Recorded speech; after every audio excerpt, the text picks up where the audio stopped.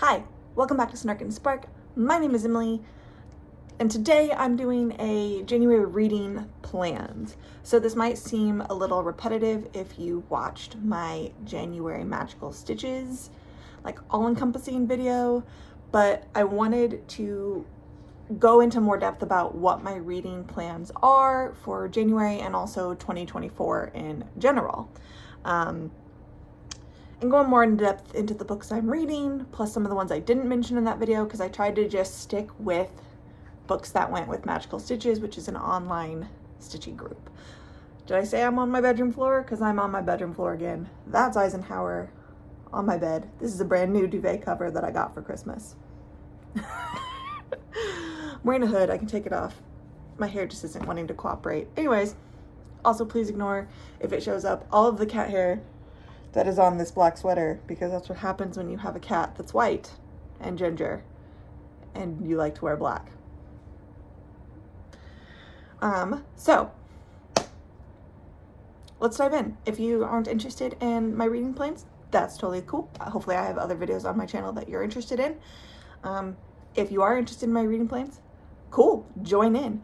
Also, please know I'm going to go over some of these books. That way, if you're not in Magical Stitches, if you're not a cross-stitcher, if you're a reader, whatever, that's totally fine. So you're not in the Magical Stitches Facebook group, which is a dedicated cross-stitching challenge game group that I am running this year. I don't want you to feel like you can't participate in reading, because that's a huge part of the component, is taking a book series, reading it, and translating that into cross-stitching as well. It's a whole thing. I'm not going to spend a lot of time on this video because that's not what this video is. But I wanted to mention those prompts. That way, if you wanted to read along because the prompts sound interesting, then I wanted that to be available to you. So here we go. First things first, because of Magical Stitches, I'm going to get it out of the way, even though I said we're not doing that here. I'm going to be reading Valiant by Holly Black. It is the second book in the Modern Fairy Tales trilogy. This is the 2020 republished version. So I really like these covers a lot. They're very modern. They all kind of tie in together. Plus they give the vibes of her newer trilogy with The Queen of Nothing, The Cruel Prince. I don't remember the third one off the top of my head. Doesn't matter. It kind of connects them all, and I like that because it gives you that vibe that they're all in that universe. So, gonna be reading this. Not gonna say anything more about it because I don't want to give it away at all. But essentially, it's the second book in a series. And this, though, revolves around Valerie, who goes by Val, who is a human, and she runs away to New York, where she takes up with a gang of squatters, and stuff starts happening to them. He is licking, and I can hear it, so I bet my camera. Hey, quiet. He's got an itchy paw, I think. Okay, so next up, though, a couple of these I don't have physically with me right now. I will pop up a picture of them when I get to that point. So then I have, for that group, the first prompt is a cover color challenge. So I listed 3 colors, and you have to pick one that the cover is predominantly that color, and the choices for January are white, light blue, or teal. I chose teal. I really like teal. I should have gone with white or blue, of the light blue, because I have multiple books, as I showed in a different video, on my shelf that are unread that are those colors, and I always say I'm going to read from my shelf, and then I never do. If I'm feeling really spunky, maybe I'll go back. If I finish these main ones, maybe I'll go back and pick a light blue and a white cover off of my shelf and read those instead. Or as well as. But this is Inspection by Josh Malerman. Josh Malerman wrote Bird Box. He wrote the book that the Netflix movie starring Sandra Bullock is based off of. There is also a sequel to that book called Mallory that I have not read. So this is about Children who are being trained in schools. Jay is a student at a school deep in the forest, far away from the rest of the world.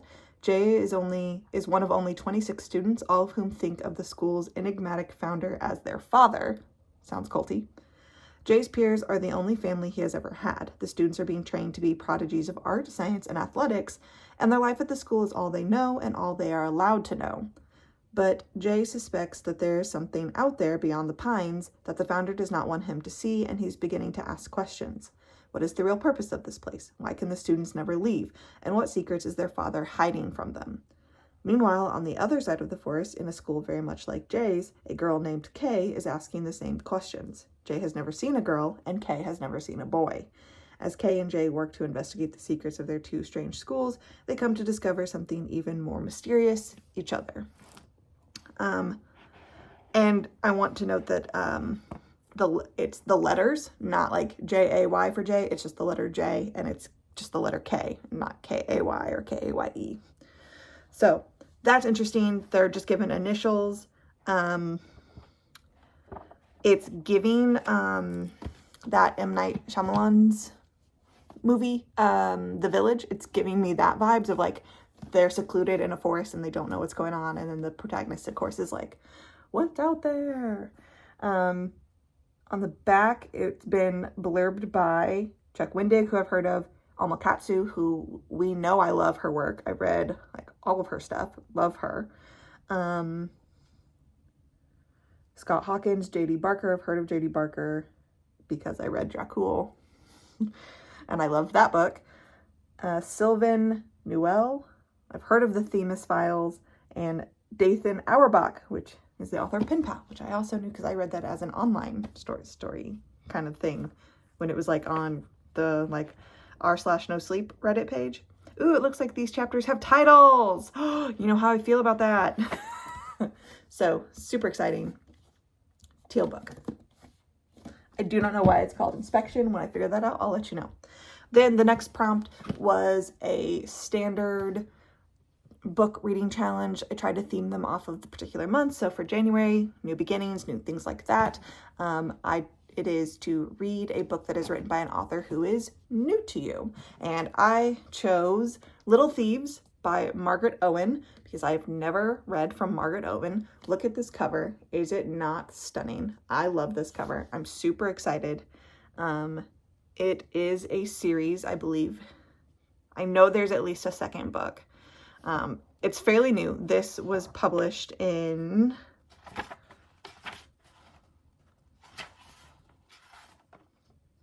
2021. So, and I think late 2021 because I know that my library did not get this until January of 2022. There are pictures. This is super cool. I love that. Anyways, so this is kind of like a dark fairy tale. We've got Once Upon a Time, There Was a Horrible Girl. Vanya or Vanya. I wonder if it's Vanya. Vanya Schmidt knows that no gift is freely given, not even a mother's love, and she's on the hook for one hell of a debt. Vanya, the adopted goddaughter of Death and Fortune, two separate things, was Princess Giselle's dutiful servant up until a year ago. That was when Vanya's otherworldly mothers demanded a terrible price for their care, and Vanya decided to steal her future back by stealing Giselle's life for herself. The real Giselle is left a penniless nobody while Vanya uses an enchanted string of pearls to take her place. Now Vanya leads a lonely but lucrative double life as a princess and jewel thief, charming nobility while emptying their coffers to fund her great escape. Then, one heist away from freedom, Vanya crosses the wrong god and is cursed to an untimely end, turning into jewels, stone by stone, for her greed. Vanya has just 2 weeks to figure out how to break her curse and make her getaway. And with a feral guardian half-god, Giselle's sinister fiancé, and an overeager junior detective on Vanya's tail, she'll have to pull the biggest grift yet to save her own life.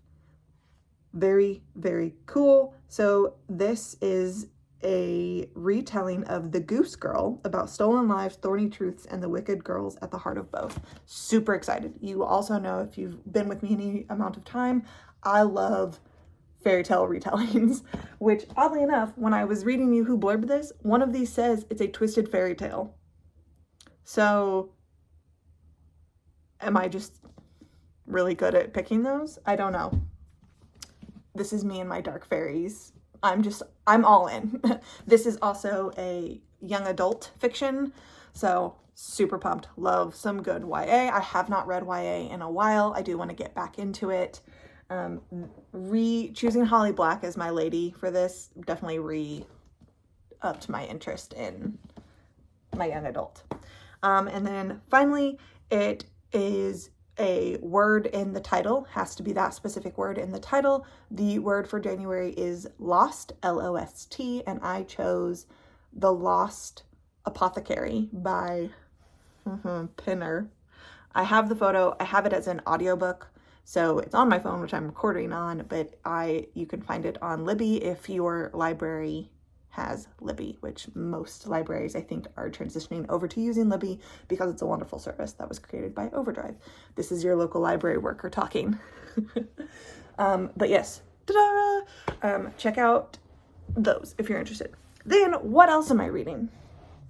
So I'm still wanting to work through the Goodreads top 20 horror of 2022, because obviously now there's the top horror of 2023.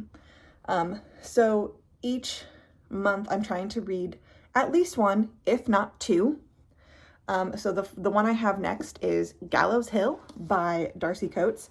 I'm going to be honest, for the 2022, there is one that I will skip because it's a Stephen King, and it is like the final in a series or the next installment of a series that I am not in at all, and I don't feel like starting a series just to read the nomination. So when we get to that one, I will skip that one and I'll let you know. But next up I have is Gallows Hill by Darcy Coates. She is a prolific horror writer, but I have not read any of her stuff. I am interested in reading her stuff, but I have not read any of it. So we've got It's Time to Come Home. The whole family has owned the Gallows Hills winery for generations. The sprawling old house has long been perched on top of a hill overlooking the nearby town, jealously guarding the state's secrets. Their wine wins awards, their business prospers, their family thrives, until Hugh and Maria Hull enter the dark halls of Gallows Hill one last time and are found dead the next morning. People whisper that the curse has awakened once more. It's been more than a decade since Margot Hull last saw her childhood home. She was young enough when she was sent away that she barely remembers its dark passageways and secret corners. But now she's returned to bury her parents and reconnect with the winery that is her family's legacy, and the bloody truth of exactly what lies buried beneath the crumbling estate. Alone in the sprawling, dilapidated building, Margot is forced to come face to face with the horrors of the past and realize that she may be the next victim of a house that never rests. So that's Gallows Hill. So those are all the ones of like challenges I have set for myself. Then I've just got there's one last one that is required. I put that on myself. And that is my family's book club. I mention it every time. The women on my husband's side of the family, we all get together and we take turns picking a book each month, and then we all read it, and then we host a discussion and talk about it. And it's great because it's family, but we have 3 generations. We've got my husband's grandmother, and then her 2 daughters, my mother-in-law and my husband's aunt. And then you've got me and my sister-in-law, my husband's sister, and his. So we've got these 3 generations of women. So, and our tastes all vary widely. So it's been a lot of fun because we get to we read something that is out of our wheelhouse based off what someone else really wants to read. I believe this time is I'll just call her my aunt. I believe my aunt picked this time around, and I believe it was her. She chose Tom Lake by Anne Patchett. I have it, but it is downstairs and it is as a playaway. I will have to do a video and insert it here, but it's essentially a little device. It's a little rectangle.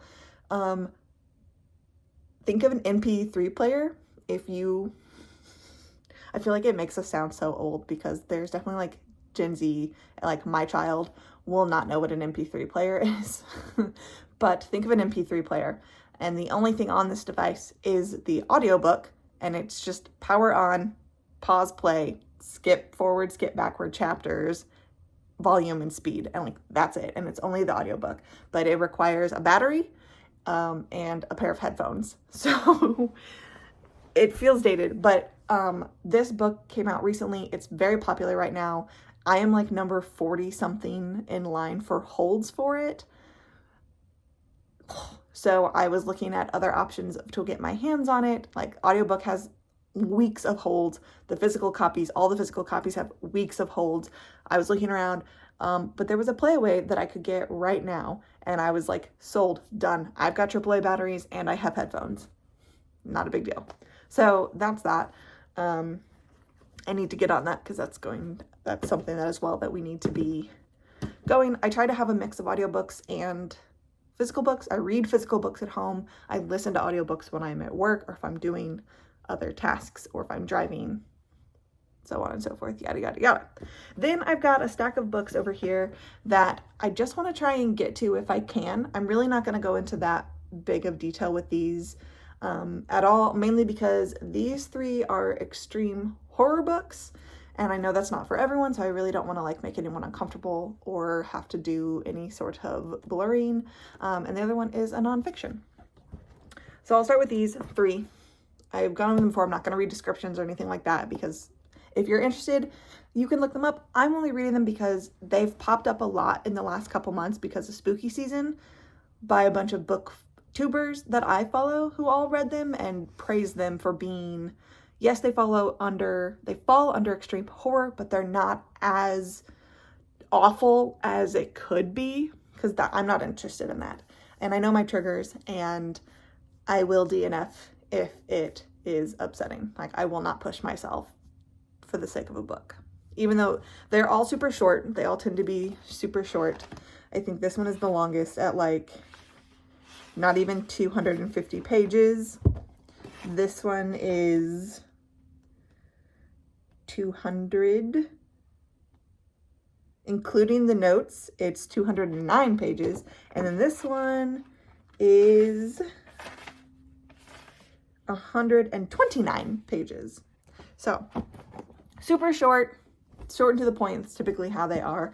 So we've got, I'm going to just home really fast. If you really want to see it, pause, but I'm not going to leave it lingering. We've got Exquisite Corpse by Poppy Z. Bright.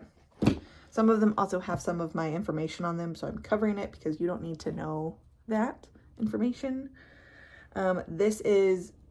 This one is going to be fast because it is gross. I'm looking and double checking. This is You've Lost a Lot of Blood by Eric LaRocca. And then last but not least, we have Womb by Duncan Ralston. Then I want to try and read more nonfiction this year. Maybe one a month, maybe one every other month, but I do want to try and read more nonfiction and just educate myself on topics that I am interested in, not because I feel like I need nonfiction, but because I actually find some of these things interesting and I want to know about it. So I know one of them I have right now as an audiobook is Devil in the White City by that guy. We all know it. I started it as an ebook, but I kind of struggled with it. I found it boring, so I think if I listen to it, I might have better luck with it. And then this is Ace, What Asexuality Reveals About Desire, Society, and the Meaning of Sex by Angela Chen. We are an LGBTQIA plus affirming channel, so if that bothers you, please kindly see your way out. I make no exceptions. I will not accept any sort of hate speech or anything like that in my comments. Just know that we are affirming and we see everyone on that spectrum. And part of that, though, is I don't know a lot about asexuality. I think things get stigmatized, and I would like to understand more about it and how I can be a good ally to those who are on the asexual spectrum. So cool. And then one last book I have on my audiobook shelf that is just for funsies between my husband and I is Leave the World Behind. I cannot remember who it's by. The movie just got put on Netflix, and it has like Julia Roberts in it and Ethan Hawke and Ali. I can never say his name correctly, and Mahershala. I can never say his name. He's such a good actor, and I need to learn how to say his name correctly. That's more I want to look into as well, but that's for a topic for another day. But that movie got released on Netflix. My husband watched it and said it was really intense. I did not want to watch the movie because I have very vivid nightmares, and did not need any unsettling imagery in my head. So he watched it and then was like, yeah, you shouldn't watch it. But I can read the book.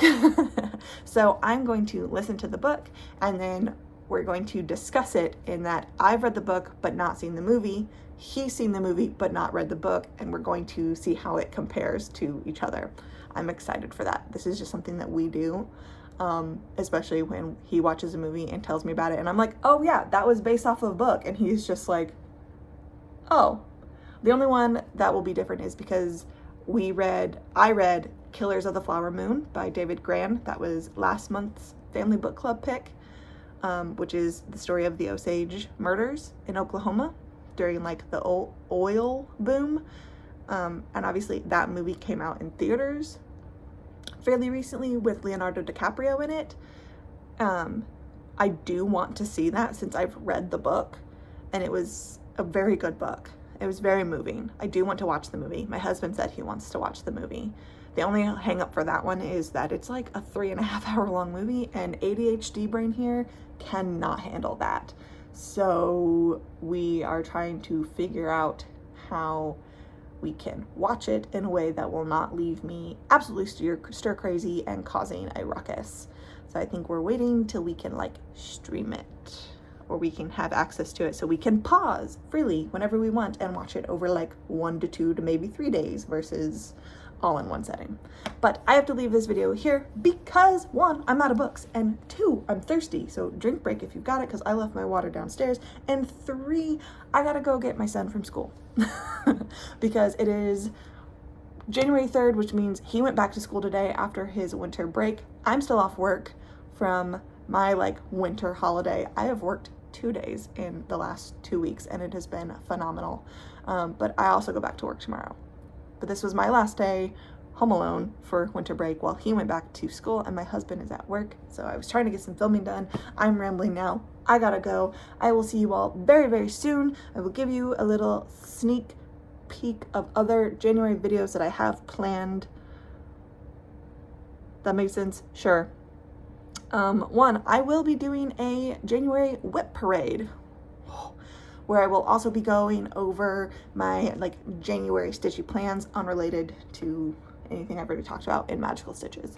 So I want to show you, I only have 8 whips. Don't get excited. It won't be super long because I only have 8 that I'm currently working on, because that's pretty much all I have. But I will go over my 8 whips that I have, show them off, talk about what my plans are. There